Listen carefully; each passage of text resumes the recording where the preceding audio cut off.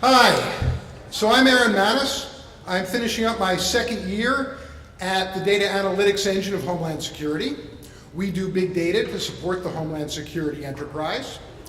And the first thing I have to say, and get this out of the way, is nothing I say should be taken as the opinion of the Department of Homeland Security or of anybody but me.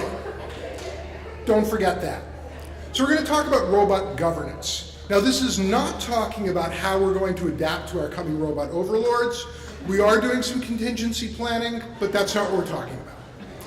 What I'm talking about are systems that, and they're coming, are acting on the world and have non-deterministic algorithms governing them. They are going to operate in unpredictable ways and create fascinating new policy challenges. That's what I mean by governance. I don't like robots. I have no technology background, but I do study bureaucracies. So I began to think, what do we want our government to be able to do regarding this new technology? What's the mission? Well, the first mission is support research, and good news, we do that pretty well. We have a decentralized approach that allows a lot of different paths of advancement, and we have a real culture of innovation in this country. Yay. Regulation's harder. Regulation is about verifying and validating complex systems. Cars, airplanes, medical devices, lots of things that can go wrong. Now we're going to put artificial intelligence on top of it. There's a lot more things that can go wrong.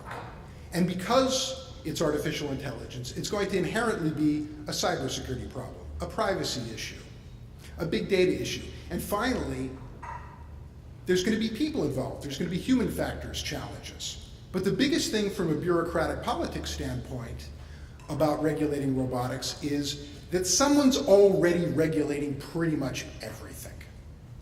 Second mission, you already saw the slide, is crisis management. These things are going to fail in ways we can't predict, and a flat-footed response can only lead to fear and panic.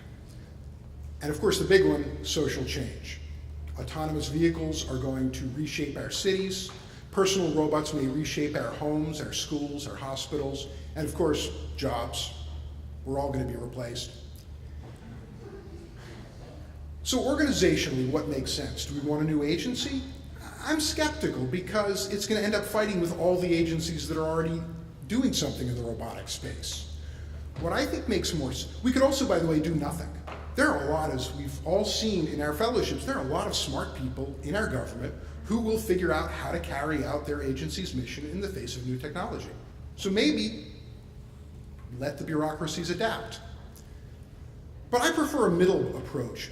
I'm interested in establishing a net assessment unit that could look at some of the big picture social issues while at the same time carrying out war games on robotic failure. A side benefit of that is you pull people from all over the government to participate and you create a community of interest. Because that's what I'm really interested in. There's no magic organizational solution to the challenges raised by robotics.